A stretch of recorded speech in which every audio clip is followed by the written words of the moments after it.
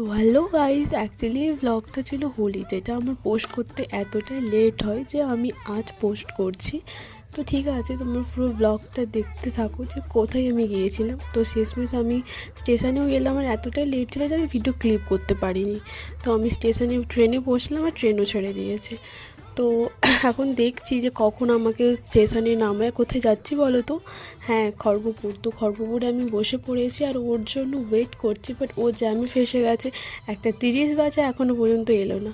তো শেষমেশ আমার খুব খিদেও পাচ্ছিল, তো দোকান থেকে কিছু চিপস কিনে আমি ওখানেই খেয়ে নিলাম আর ওয়েট করছি কখন আসবে কখন আসবে।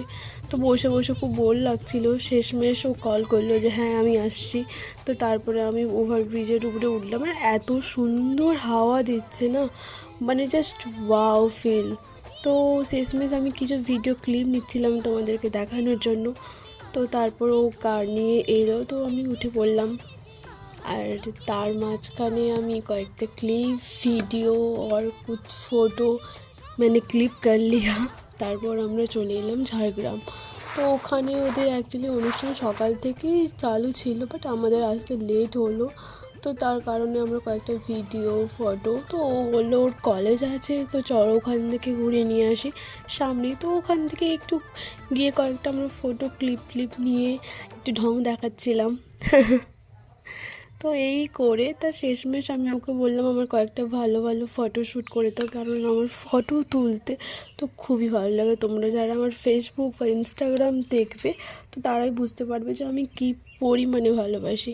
তো ওর সাথে কয়েকটা ক্লিপ নিচ্ছিলাম ভালো দেখে, বাট ও পাচ্ছিলই ভীষণ সুন্দর যে আমি দেখে থাকতে পারছিলাম না, শুধু বারবার বলছিলাম আমার কয়েকটা ফটো নিয়ে নাও। তো যেই বলা সেই কাজ, আর আমি নিচে নেমেও পড়েছি গাড়ি থেকে।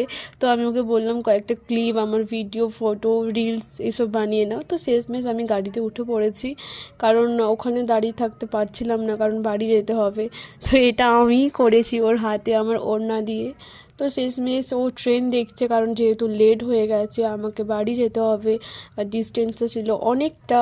তো শেষমেশ দৌড়ে ও আমায় ট্রেনে তুলে দিল, আর আমার একটু ভালো লাগছিল না যেতে, বাট কী করবো, বাড়ি তো যেতেই হবে। আর ও ওয়েট করছিল যে কখন ট্রেন ছাড়বে, আর ও বাইরে দাঁড়িয়ে আছে আর আমি ওকে বারবার বিরক্ত করছি, বাট ও ওয়েট করছে কখন ট্রেন ছাড়বে, আমি কখন বাড়ি যাব।